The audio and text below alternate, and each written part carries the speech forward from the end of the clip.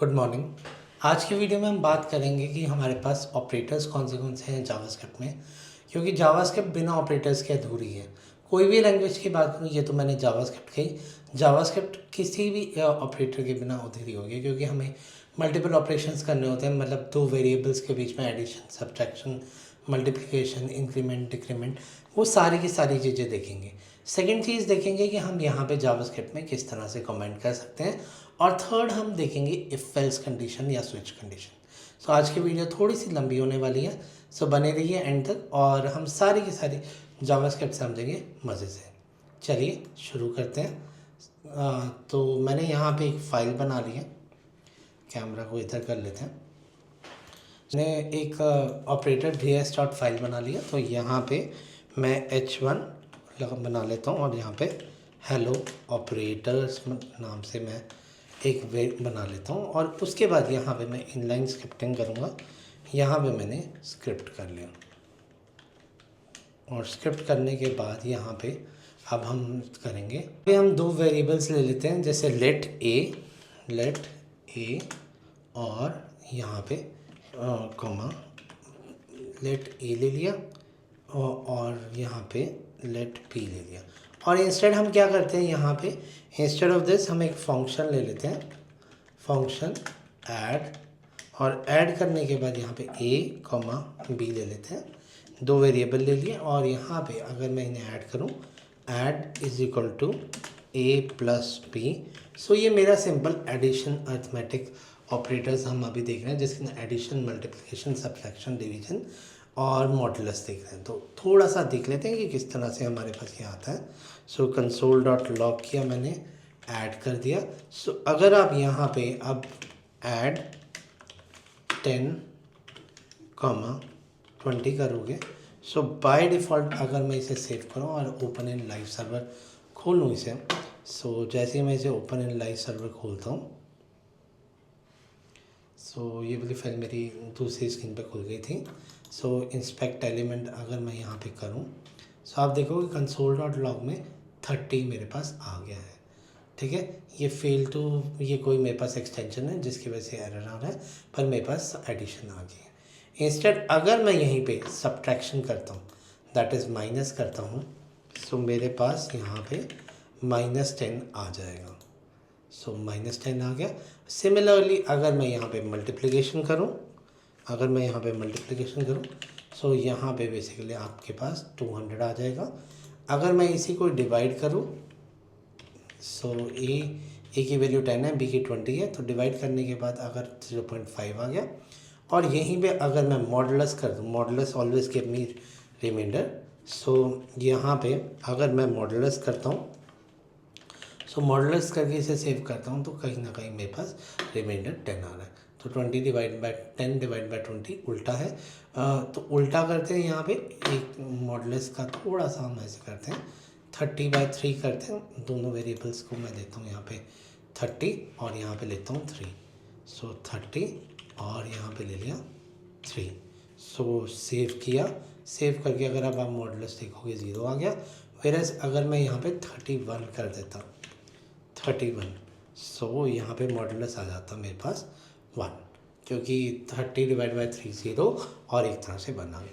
ये तो थे मेरे अर्थमेटिक ऑपरेटर्स। अर्थमेटिक ऑपरेटर्स के बाद अगर मैं अगले ऑपरेटर्स की बात करूँ, सो नेक्स्ट ऑपरेटर्स होते हैं मेरे पास असाइनमेंट ऑपरेटर्स। सो असाइनमेंट ऑपरेटर्स क्या है, जहाँ भी हम किसी चीज़ को असाइन करते हैं।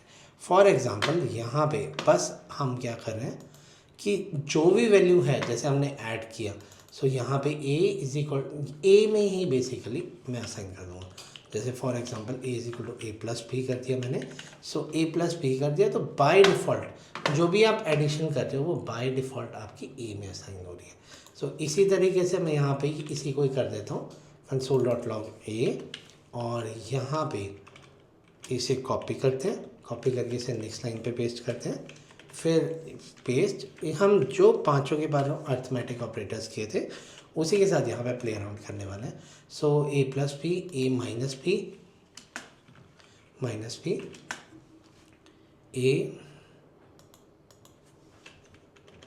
ए स्टार भी,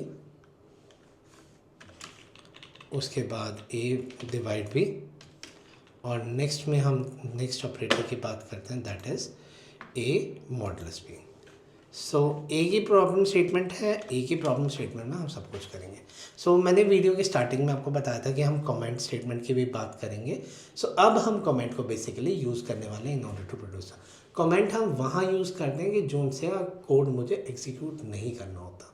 फॉर एग्ज़ाम्पल यहाँ पे मैंने लिया ए की वैल्यू 10 ले ली और बी की वैल्यू मैंने 3 ले ली, ठीक है जी। सो अब मैं चाहता हूँ ये मेरा पूरा कोड एग्जीक्यूट ना हो। सो अगर मुझे यहाँ पे इसे पूरे के पूरे कोड को कमेंट करना है, सो मैं ये फॉरवर्ड स्लैश लगाऊंगा, स्टार लगाऊंगा और उसके बाद यहाँ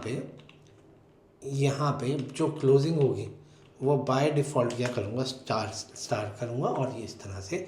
सो ये मेरा पूरा का पूरा कोड कमेंट हो गया। सो बाय डिफ़ॉल्ट जो भी मैंने यहाँ पे टाइप किया हुआ है वो कुछ भी एग्जीक्यूट नहीं होगा। तो हेलो ऑपरेटर्स आया पर कुछ भी नहीं हुआ, चाहे मैंने यहाँ पे लिखा भी हुआ है।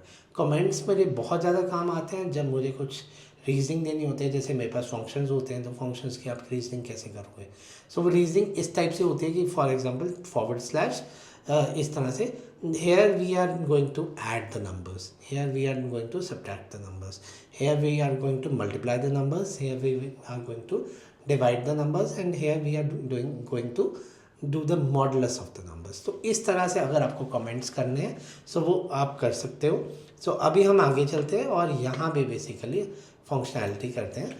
और दूसरे टाइप का कमेंट होता है सिंगल लाइन कमेंट।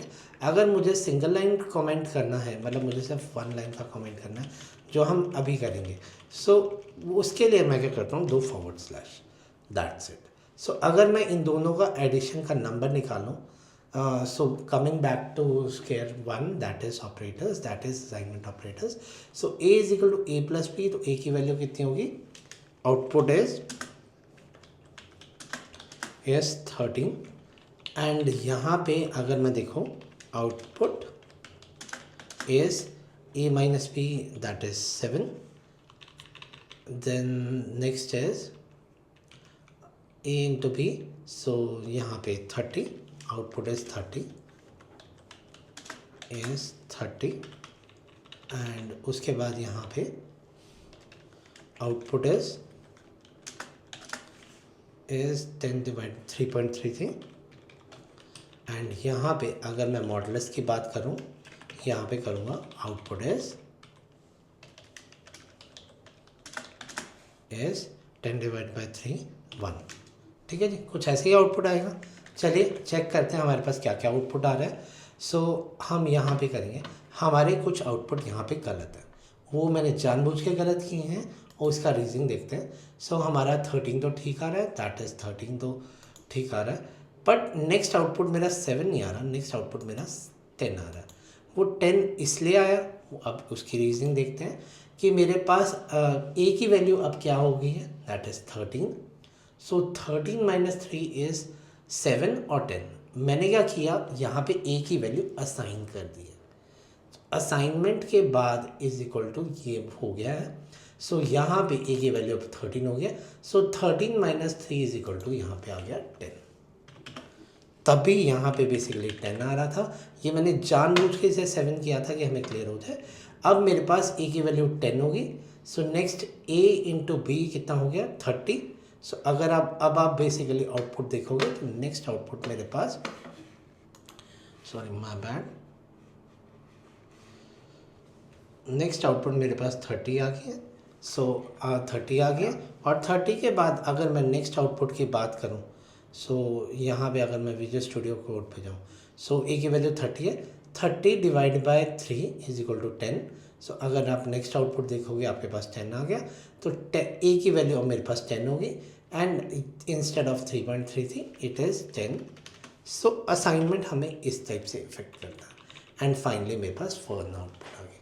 अच्छा, अब एक और चीज़, this can also be written as A plus equal to B, it resembles same. So a is equal to a plus b can also be written as a is equal to a, and similarly a minus equal to b can be written as a is equal to a minus b. So this is a shorthand in order to do the things.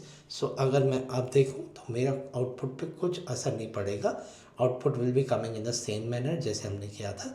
So these are basically the arithmetic assignment operators.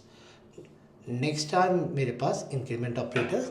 अगर मुझे increment करना है तो ए plus plus और A minus minus, B minus minus. तो यहाँ पे हम ये पूरा कोड जो लिखा था उसे उड़ाते हैं और डिलीट करने के बाद ये सारे के सारे नोट्स मैं अपने डिस्क्रिप्शन में डाल दूँगा, वहाँ से भी रेफ़र कर सकते हो।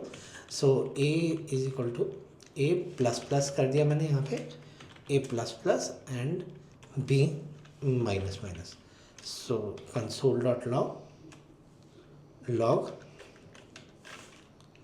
अभी आ नहीं रहा क्योंकि LW lightning web component Salesforce की एक्सटेंशंस मैंने इंस्टॉल की हुई है।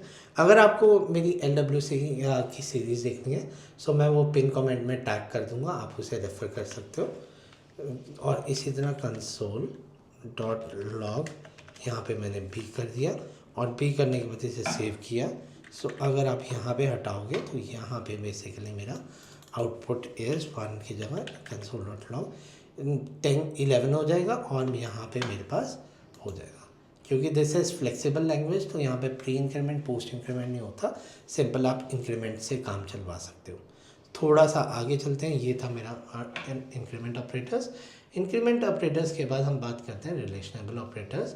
और रिलेशनेबल ऑपरेटर्स में हम क्या करते हैं, हम थोड़ा सा इफ़ एल्स की भी बात कर लेते हैं यहाँ पे कि मेरे पास इफ़ एल्स किस तरह से होता है। Let's take an example. यहाँ पे मेरे पास ए बी है, फंक्शन का नाम मैं चेंज नहीं कर रहा, फंक्शन का नाम मैं वही रख रहा हूँ। यहाँ पे इफ़ एल्स कंडीशन होती है। इफ़ एल्स कंडीशन हम तब यूज़ करते हैं जब मुझे बेसिकली कोई चीज़ को चेक करवाना है कि ये वाली कंडीशन ट्रू है या ये वाली कंडीशन फॉल्स है। जैसे अब जो मैं यूज़ केस करने जा रहा हूँ, if A is greater than B then A is greater else B is greater. अगर ये है तो ये करवाओ, नहीं तो ये वाला करवाओ, इस तरह से। सो यहाँ पे मैंने क्या किया, if A is less than B, so यहाँ पे लेस देन बी। सो यहाँ पे आपने कर दिया जी कंसोल डॉट लॉग ए, यहाँ पे मैंने सिंगल कोट में स्ट्रिंग लेंगे, ए इज़ ग्रेटर, और यहाँ पे मैंने एल्स पार्ट पे आया और एल्स पार्ट पे लिखा कंसोल डॉट लॉग, यहाँ पे single quote B is greater. So मैंने यहाँ पे बी इज़ ग्रेटर कर दिया और बी इज़ ग्रेटर करने के बाद अगर मैं इसे सेव करूँगा, सो अब आपके पास सेव हुआ। 10 नंबर और 11 नंबर मेरे पास ऑलरेडी है। सो 10 नंबर 11 नंबर को आप देखोगे यहाँ पे मेरे पास बी इज़ ग्रेटर आ गया। वेर बी इज़ ग्रेटर कैसे आ गया, if A is less than B, मैंने कुछ गलती की है, then A is greater than B, if A is greater than B. So मैंने लॉजिकल ही मिस्टेक कर दी थी, तो मेक श्योर दैट आप ऐसी मिस्टेक ना करो। सो अगर अब आप देखोगे, सो बाय डिफ़ॉल्ट अगर मैं यहाँ पे देखूँ, सो यहाँ पे आ गया ए इज़ ग्रेटर। और वेर अगर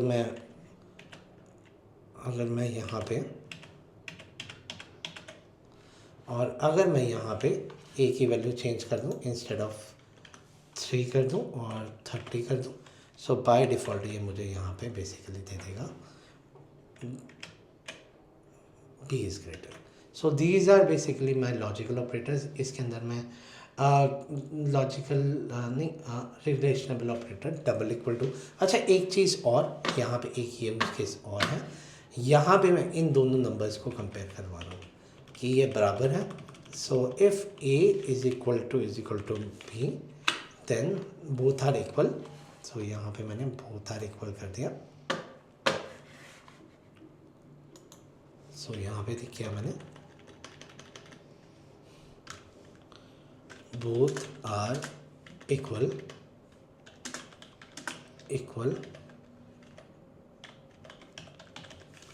and they are not equal.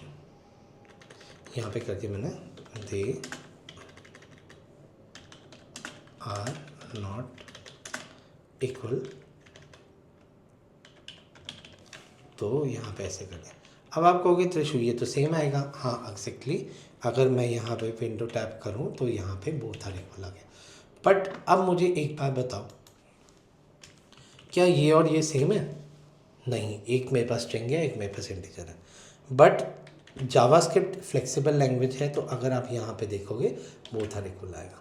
But अगर मुझे इनके बीच में डिफरेंस करवाना है कि मेरा एक दोनों वेरिएबल सेम नहीं है, तो मैं ऐसे वाले केस में क्या करूँगा, यहाँ पे एक इक्वल टू और लगा दूँगा, that is triple equal to. जैसे ही मैं ट्रिपल इक्वल टू लगाऊँगा, सो वो दे आर नॉट इक्वल आ जाएगा, कि जो मेरा ट्रिपल इक्वल टू है वो बेसिकली मेरी डाटा टाइप भी चेक करता है। अगर उसकी डाटा टाइप सेम नहीं है तो वो फिर कंपैरिजन में फेल कर जाता है। ये मेरे पास रिलेशनल ऑपरेटर्स में एक एक्स्ट्रा ऑपरेटर था। बाकी not equal to, less than, equal to, greater than equal to, these both are come in the relational operators. So हम अभी तक 4 टाइप के ऑपरेटर्स कर चुके हैं। लास्ट टाइप का ऑपरेटर है लॉजिकल ऑपरेटर्स, जैसे मेरे एंड कंडीशन होती है, और कंडीशन होती है, नॉट कंडीशन होती है। सो दे आर रिलेशनल ऑपरेटर्स। जैसे मैंने यहाँ पे एक वेरिएबल और ले लिया, यहाँ पे मैंने सी ले लिया, और सी लेने के बाद if A is greater than B and A is greater than C, so A is greater, यहाँ पे कर दिया ए इज़ ग्रेटर। सो इस तरह से मैं मल्टीपल कंडीशन लगा सकता हूँ। एल्स इफ़, यहाँ पे एल्स इफ भी यूज़ कर सकता हूँ कि जहाँ पे मेरे पास मल्टीपल इफ एल्स कंडीशन होती है तो वहाँ पे मैं एल्स इफ कर सकता हूँ। A B is greater than C, so हमारा ए तो चेक हो गया, if B is greater than C then B is greater,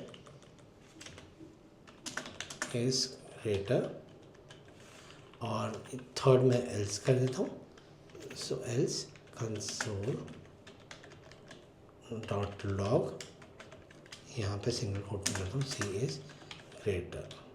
so by default इसे सेव करता हूँ, एंड सेव करने के बाद अगर मैं अपना अब आउटपुट देखूँ, सो सी इज़ ग्रेटर, क्योंकि सी नंबर मैंने डाला ही नहीं। सो यहाँ पे बाय डिफ़ॉल्ट 30, 20 और यहाँ पे 10 कर देता हूँ। सेव किया, हम सारे परम्यूटेशन एंड कॉम्बिनेशन कर लेंगे।